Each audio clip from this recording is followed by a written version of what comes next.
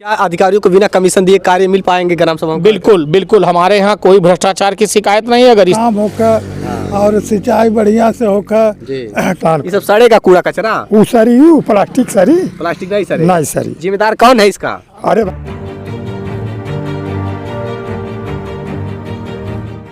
नमस्कार, मैं राजीव रंजन, आप स्टेट प्राइम न्यूज देख रहे हैं। महाराजगंज जिले के पनियरा ब्लॉक के अंतर्गत ग्राम सभा बेनीगंज में आए हुए हैं।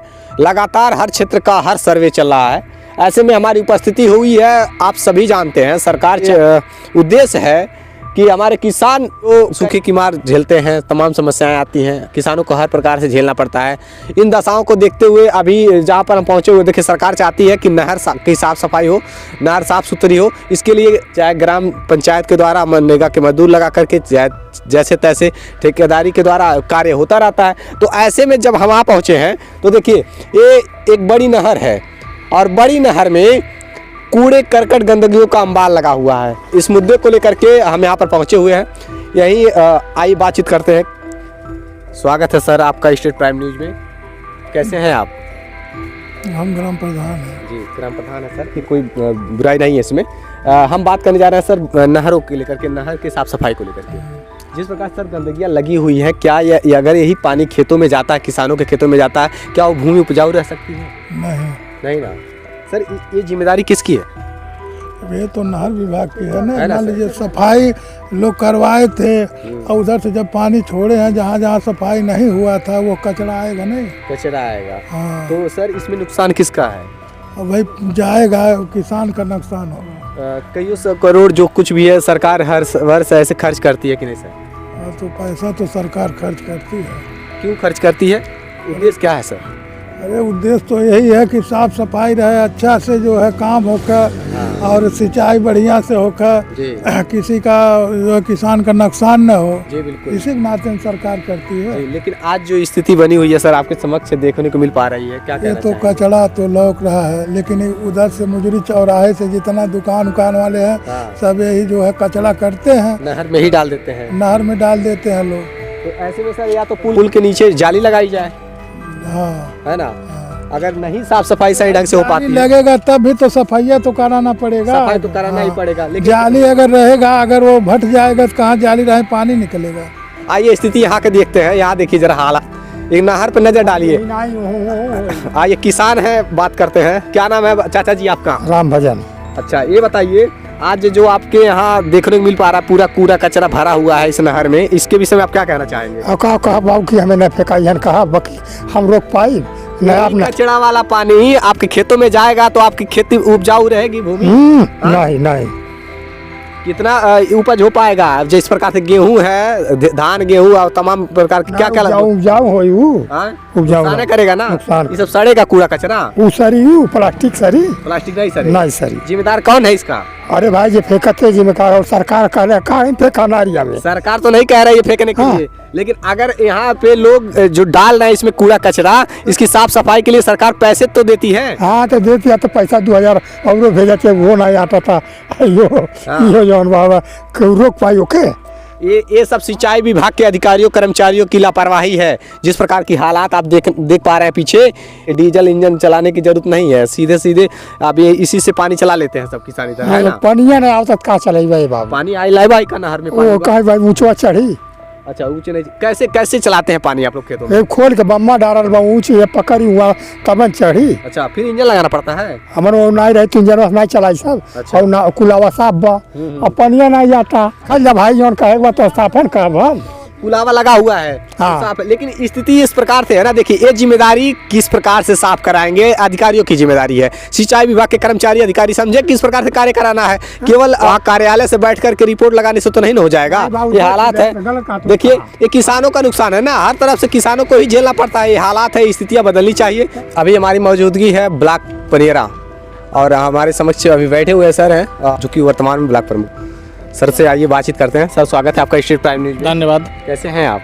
बहुत ठीक है सर। मतलब आपके क्षेत्र में हो रहे विकास कार्यों को लेकर के सर्वे के उद्देश्य से आए हुए थे, तो अभी तमाम ग्राम सभाओं को लेकर के सर्वे चल ही रहा। तो अभी बेनीगंज में जब हम पहुँचे सर, तो सरकार तो नहर को साफ़ सफाई को लेकर के तमाम विशेष फोकस कर रही है, कई सौ करोड़ रुपए खर्च भी कर रही है। ऐसे में हमने नहर में देखा सर बहुत सारे कूड़े कचरे लगे हुए थे, उसके विषय में क्या कुछ कहना चाहते हैं सर? देखिए, सफाई हमारे उत्तर प्रदेश सरकार का एकमात्र उद्देश्य है। जब योगी जी की सरकार बनी तो उन्होंने अपराधियों को प्रदेश से मुक्त करने के लिए सफाई अभियान चलाया। उन्होंने भ्रष्टाचारियों को मुक्त करने के लिए प्रदेश में सफाई अभियान चलाया। स्वच्छ भारत मिशन के तहत प्रधानमंत्री जी ने शौच मुक्त गाँवों को बनाया। उसी के तहत जो टेल तक पानी पहुंचाने की योजना है सरकार की, और हर घर तक पानी पहुंचाने की योजना है, तो हर घर जल योजना के तहत मिशन जल शक्ति से सारे घर को पानी पहुंचाने का काम हो रहा है। और खेत के अंतिम व्यक्ति तक जो टेल तक पानी पहुंचाने का है हमारी सरकार कर रही है। और सफाई, नहर की जो सफाई का काम है वो सिंचाई विभाग के द्वारा कराया जाता है पूरे प्रदेश में। जहाँ जेसीबी की आवश्यकता है वहाँ जेसीबी के माध्यम से, जहाँ आदमी की आवश्यकता है वहाँ आदमी के माध्यम से, मनरेगा कन्वर्जन से भी सरकार काम कराती है सिंचाई विभाग, और उसके लिए अलग से बजट भी सिंचाई विभाग के लिए आवंटित है। और इस संबंध में सफाई की गुणवत्ता के संबंध में अगर आप शिकायत कर रहे हैं तो मैं इसको दिखवाऊंगा। मैंने संज्ञान लिया है, वहाँ के प्रधान से भी बात किया है, मैं सिंचाई विभाग के यही से भी मैंने बात किया है। मैंने उनको अवगत कराया है कि इस तरह का प्रश्न उठा है, उसकी वो जाँच कराएंगे और काम उनका है। अगर उस जनप्रतिनिधि होने के नाते, एक जागरूक नागरिक होने के नाते मेरा ये कर्तव्य है कि अगर कहीं इस तरह से गड़बड़ी मिली है और वहाँ काम हुआ है तो उसके प्रति मैं सचेत रहूँ, तो मेरी अपनी जिम्मेदारी है। मैं उस जिम्मेदारी का निर्वहन करते हुए मैंने वहाँ के सहायक अभियंता सिंचाई से बात किया है। उन्होंने आश्वासन दिया है कि इसकी जांच करा करके जो कमी होगी उसको ठीक कराएंगे और जो लोग उसके दोषी हैं उनके खिलाफ कार्रवाई होगी। अभी हाल ही में सर नहर की साफ सफाई हुई है, उसमें जब कूड़े कचरे रहेंगे सर, उसी से पानी आ रहा है और वही खेत में जाएगा, तो सर जो किसानों को उपजाऊ भूमि है वो तो फिर बंजर बदल जाएगी। नहीं, वही आपने जो बताया उसका मैंने जवाब दे दिया। उसके लिए जांच होगी, सहायक अभियंता सिंचाई ने कहा है कि उसको दिखवाएंगे और जो कमी है उसको ठीक कराएंगे, जो दोषी हैं उनके विरुद्ध कार्रवाई होगी। बहुत बहुत धन्यवाद। अभी सर ने जिक्र किया है शौचालय की, कि प्रधानमंत्री के द्वारा तमाम हर घर एक शौचालय की व्यवस्था करवा दी गई, लेकिन उसके बावजूद भी ग्राम सभाओं में देखा जाता है, कई ग्राम सभा तो ऐसे हैं कि लोग सड़कों पर बैठ रहे हैं, सड़कों पर आकर के गंदगी फैला रहे हैं। सरकार के स्वच्छ भारत मिशन कैसे सफल होते नजर आएंगे? कैसे सफल होंगे? जब हम और आप जब तक जागरूक नहीं होते हैं तब तक ऐसे गंदगी फैली रहेगी। सरकारें अपनी कार्य करती रहेंगी, लेकिन हम और आप को जागरूक होना पड़ेगा। सर जैसे कि अभी जिक्र हाल ही में किए हैं कि नहर को लेकर के, नहर में कूड़े कचरे हैं, गंदगियां हैं, लोग ला करके डाल रहे हैं, तो कौन डाल रहा है?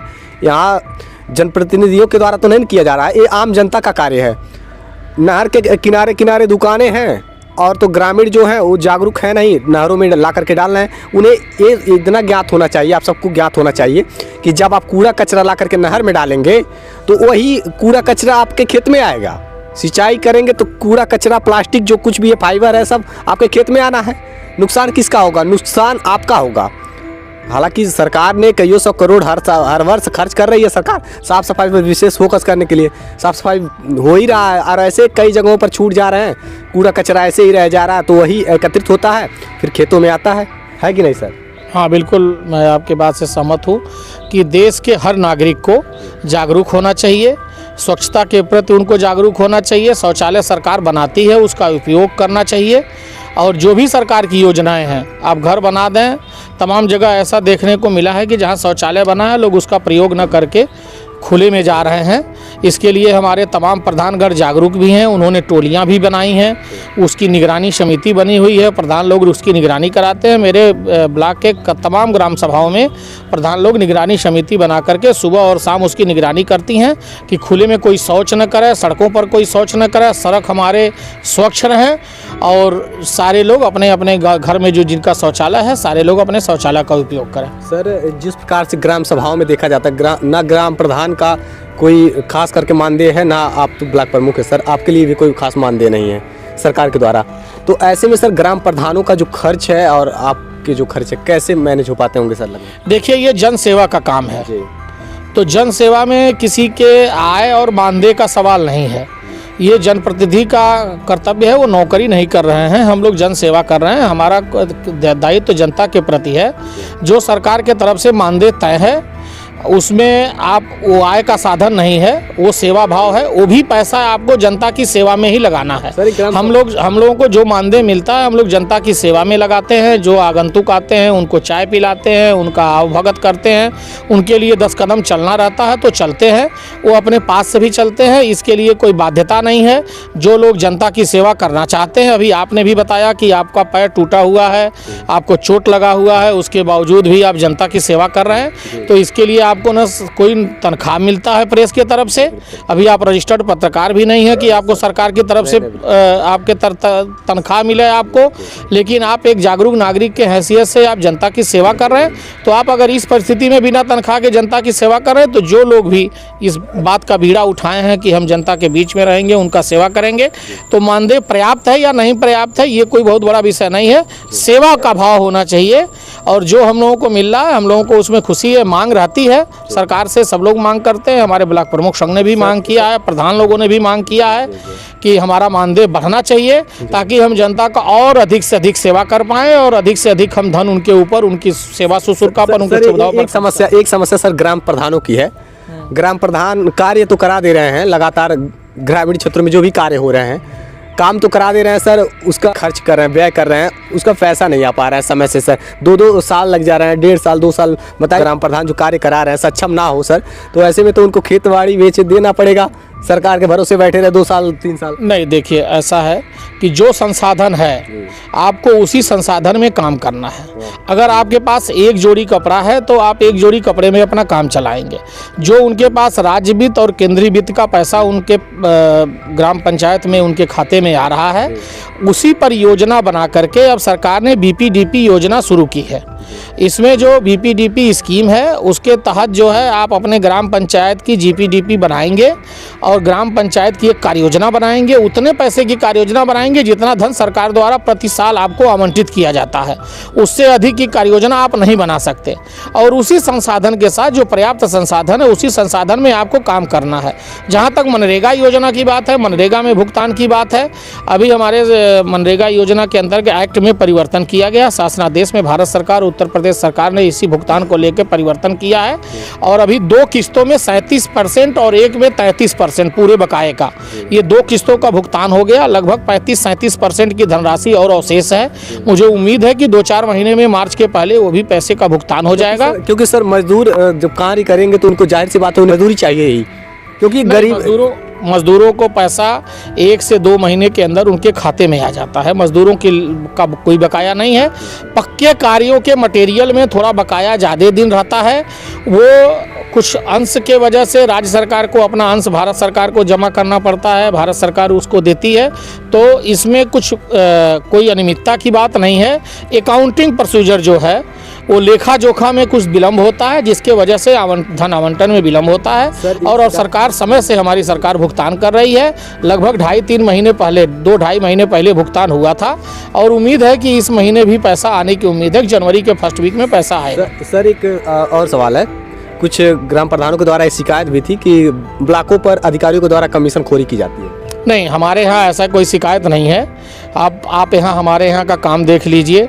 हमने अपने संसाधन के साथ इस ब्लॉक परिसर को भी अच्छा काम किया है और कोई ऐसा 72 गांव है हमारे विकास खंड में, कोई ऐसा गांव नहीं है जिस गांव में हमारे क्षेत्र पंचायत के तहत काम न हुआ हो।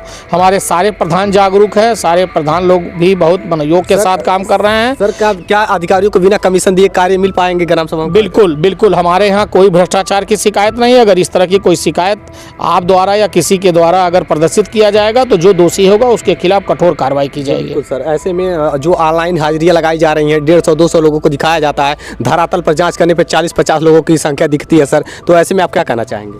नहीं, ऐसी कोई शिकायत हम लोगों के संज्ञान में नहीं आई है। जहां जितने मजदूर लगे हैं उसी की हाजिरी लगाने का आदेश है और उसकी निगरानी निरंतर एपीओ के द्वारा, बीटीओ के द्वारा और जिले पर एक इकाई बनाई गई है मनरेगा सेल में, वो निरंतर ऑनलाइन, और उत्तर प्रदेश सरकार की टीम भी बापू भवन में बैठ करके उसकी निगरानी कर रही है। और उसकी निगरानी में अगर कोई खामियां आती हैं तो उस शाम को अगर मस्टरोल इस तरह की शिकायत आती है तो शाम को उनकी हाजिरी 0 कर दी जाती है। बिल्कुल सर, ये होना ही चाहिए, जो कि लगातार आप देख पा रहे हैं उत्तर प्रदेश के कई जिलों में, तमाम ब्लॉकों में ऐसे भ्रष्टाचार देखने को मिल पाए हैं। और ऐसे में अधिकारियों की जागने की जरूरत है। और ऐसे अगर अधिकारी भ्रष्टाचार में संलिप्त होंगे तो देश का विकास क्या होगा। इस प्रकार की हालात है। जो कुछ भी था, बहुत अच्छा लगा सर आपसे बातचीत करके। लगातार हर क्षेत्र का हर सर्वे दिखाएंगे। देखते रहिए स्टेट प्राइम न्यूज़, क्योंकि सच जरूरी है। जय हिंद।